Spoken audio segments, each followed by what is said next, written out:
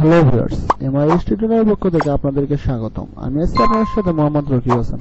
আজ আমি আপনাদেরকে দেখাবো কিভাবে আপনাদের উইন্ডোজ ডিস্কটিকে আইএসও ফাইলে রূপান্তর করবেন এবং তার মাধ্যমে আপনারা আপনাদের পেন ড্রাইভটিকে বুটআউট করবেন। তো চলুন ভিডিওটি শুরু করা যাক।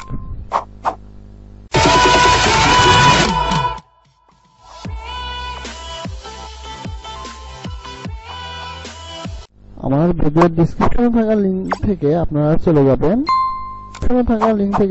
যাবেন এখানে গিয়ে ডাউনলোডে ক্লিক করবেন। ডাউনলোড ক্লিক করার পর সাইট 1 থেকে এই যে আমার ডাউনলোড হওয়া শুরু হয়েছে মাত্র 2.9 MB সফটওয়্যারটি।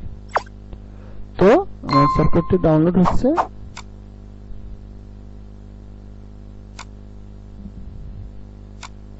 ম্যাজিক আইএসও সফটওয়্যারটি ইনস্টল করব। তো সফটওয়্যারটি ইনস্টল করার পর সফটওয়্যার ইনস্টল করি সেভাবে ইনস্টল করলাম। ইনস্টল করার পর আমাদের এই যে ম্যাজিক আইএসও ফাইলটি এখানে শো করতেছে। আমাদের এখানে বাই নেও আছে, রেজিস্টার আছে, টাইট আছে। আমরা টাইটে ক্লিক করলাম।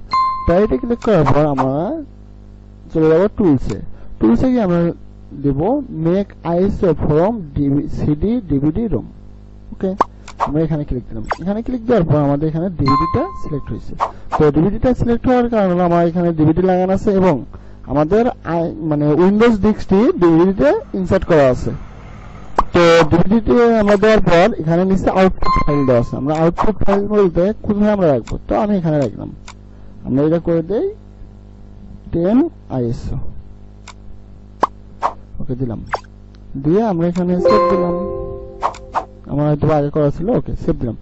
এখন দেওয়ার পর এই যেখানে ইউআইএফ আছে এটাকে আমরা করে দেব ISO।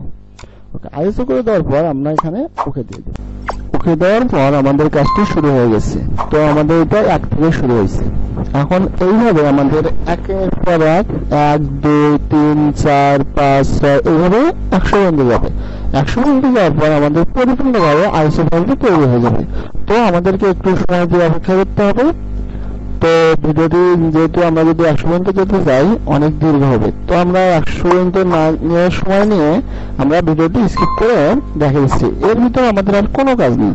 তো আপনারা আমার চ্যানেলটিতে যদি নতুন হয়ে থাকেন এবং যদি চ্যানেলটি ভিডিওগুলো আপনাদের ভালো লেগে থাকে তবে চ্যানেলটিকে অবশ্যই সাবস্ক্রাইব করে দেবেন এবং নতুন নতুন সব ভিডিও আপডেট পাওয়ার জন্য পাশে থাকা বেল আইকনটিতে ক্লিক করে দেবেন।